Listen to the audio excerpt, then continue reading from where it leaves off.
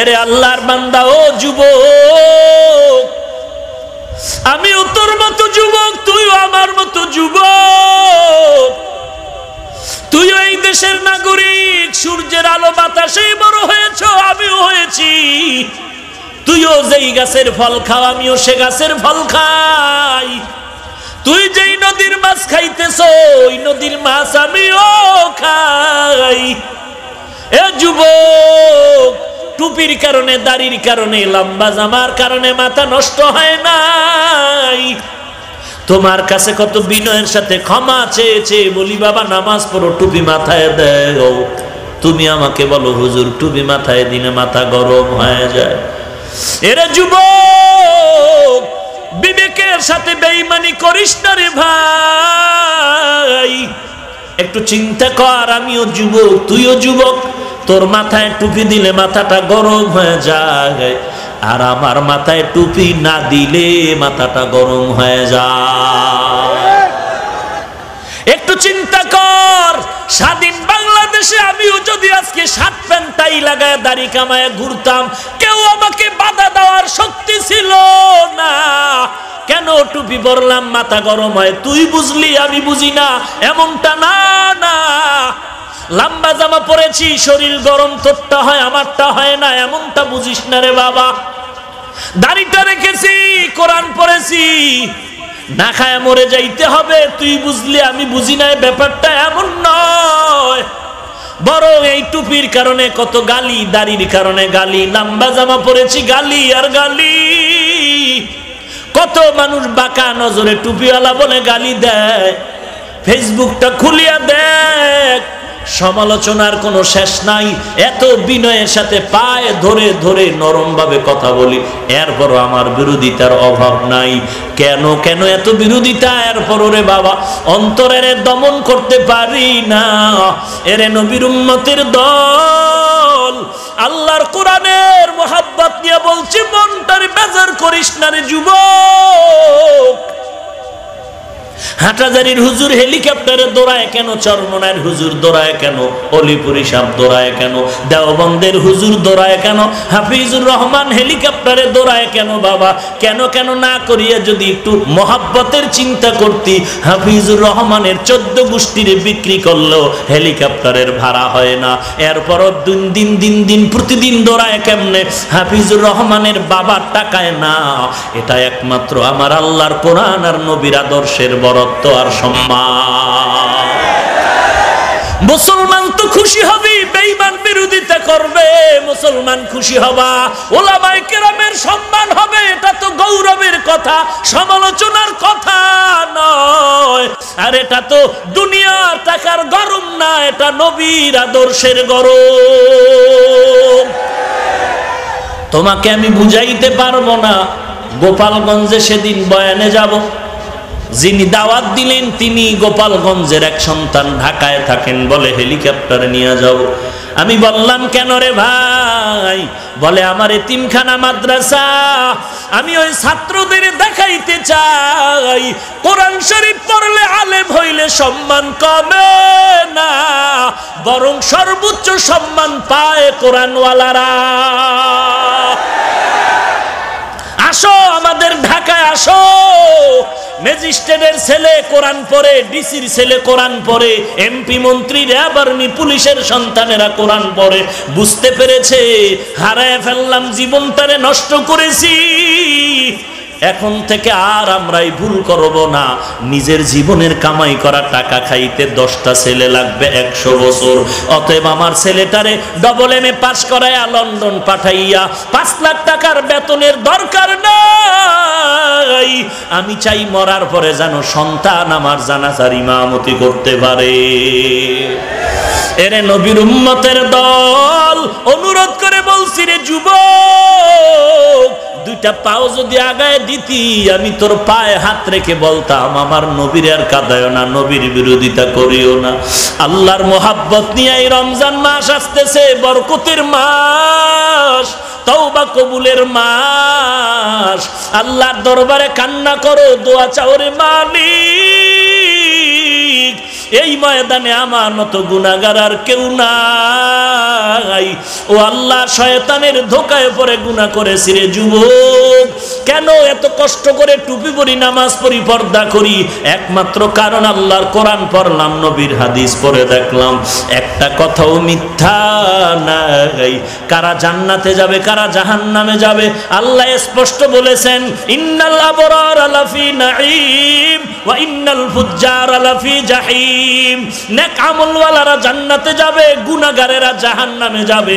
এবার জান্নাতটা কেমন, জাহান্নাম কেমন, আল্লাহ তাও বয়ান করে বলেছেন, মা তাস্তাহি আনফুসুকুম, জান্নাত এমন আরামের ঘর বান্দা তুই চাওয়ার কল্পনা করবি, সামনে হাজির হয়ে যাবে।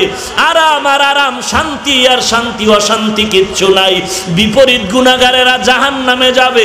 কেমন জাহান্নাম, আল্লাহ জাহান্নামের কথাটাও বয়ান করে বলেছেন, ওয়াইলুল লিকুল্লি হুমাযাতিল লুমাযাহ আল্লাযী জামাআ মালান ওয়া আদ্দাদা ইয়াহসাবু আন্না মালাহু আখলাদা কাল্লা লা ইউমবাযান্না ফিল হুতামা ওয়া মা আদরাকা মাল হুতামা নারুল্লাহিল মুকাদা আল্লাতী তাত্তালিউ আলাল আফইদা আল কারিআতু মাল কারিআ ওয়া মা আদরাকা মাল কারিআ আলহাকুমুত তাকাসুরু হাত্তা যুরতুমুল মাকাবির ইযা যুলজিলাতিল আরদু জিলজালাহা ওয়া আখরাজাতিল আরদু আসকালাহা আরাআইতাল্লাযী ইউকাযযিবু বিদ্দীন ফাযালিকাল্লাযী ইয়াদউল ইয়াতীম ওয়া লা ইয়াহুদ্দু আলা তাআমিল মিসকিন ফাওয়াইলুল লিল মুসাল্লিন।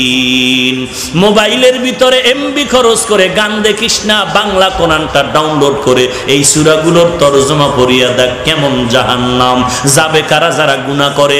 আয়নার সামনে দাঁড়াইয়া এবার নিজে একটা কাগজ কলম নিয়ে হিসাব কর, মাথার চুলের দিকে তাকায় দেখো নবীর তরিকা আছে, যদি দেখো নাই নাই লেখো কলম দিয়ে কাগজ। তুমি চুলের ব্যাপারে জাহান্নাম গুনার পথে আসো।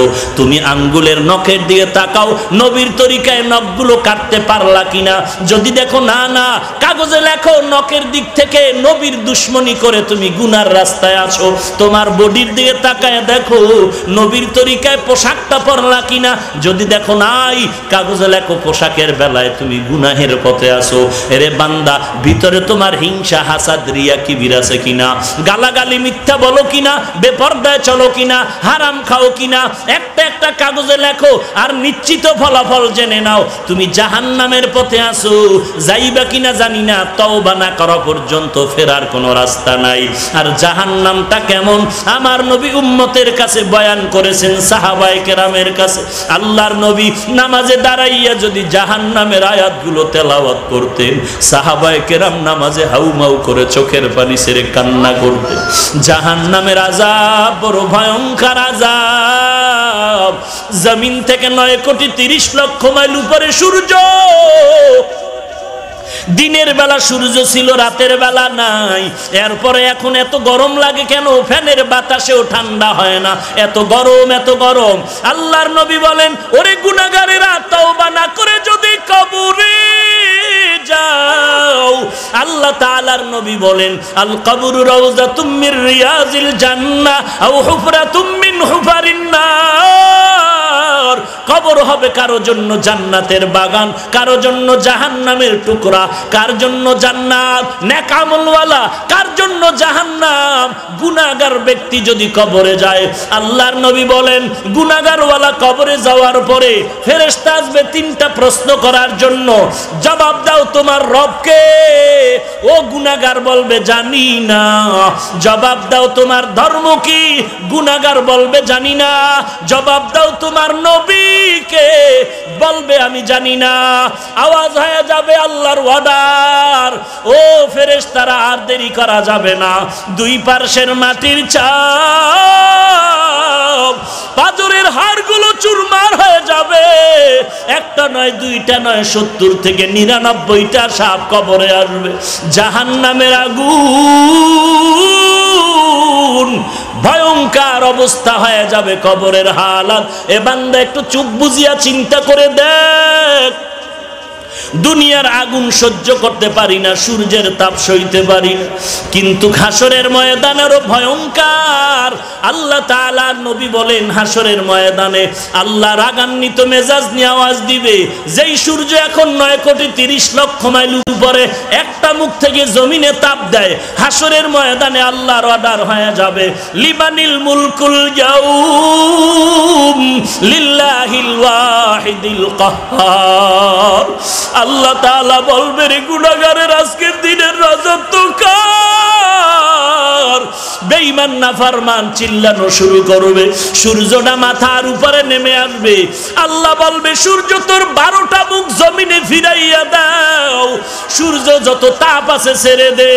সূর্যের তাপে গুনাহগারের মাথার মগজগুলো টাস টাস করে ফেটে যাবে। অপরদিকে জাহান্নামের আওয়াজ, জাহান্নাম চিল্লাইতে থাকবে আর বলবে, আল্লাহ গুনাহগারগুলো কই?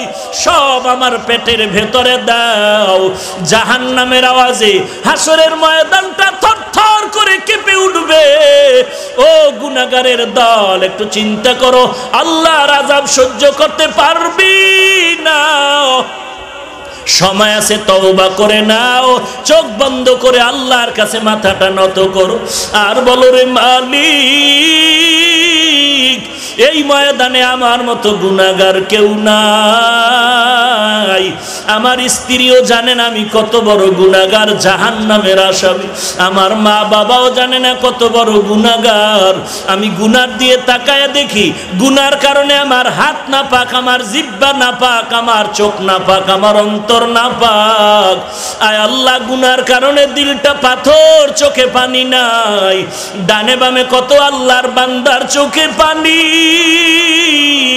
আমার চোখে কেন পানি নাই? আল্লাহ বুঝি আমার উপরে বেজার হয়ে গেল। রে যুবক, আগুনের কথা কি একটু তোমার ভয় লাগে না?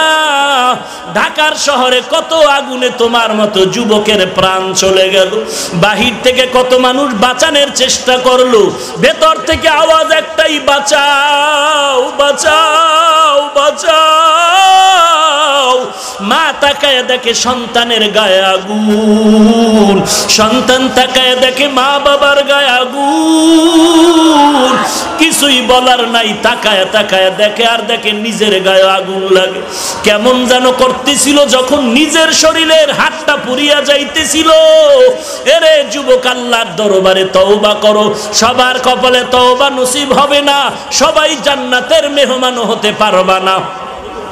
আল্লাহর কাছে তওবা করো। এই ময়দানে এমনও বান্দা আছো, অনেকের মা নাই, অনেকের বাবা নাই, অন্ধকার কবর থেকে দোয়ার অপেক্ষায়। রে সন্তান, 2 ফোঁটা চোখের পানি ছেড়ে আল্লাহর দরবারে ক্ষমা চাও। যদি দেখো কান্না আসে না, আল্লাহর নবী বলেন, কান্নাওয়ালার কাছে গিয়া দোয়া চাও। ডানে বামে যদি কোনো চোখের পানিওয়ালা পাও, কোনো আলেম সাদা দাড়িওয়ালা পাও, দোয়া নাও। কান্নাওয়ালার দোয়া আল্লাহ খালি ফেরত দিবে না। দুনিয়ার ঘরে আগুন লাগলে পানি ছাড়া যেমন ঠান্ডা করা যায় না, জাহান্নামের আগুন যদি তোমার কপালে লেগে থাকে, চোখের পানি ছাড়া ঠান্ডা হবে না।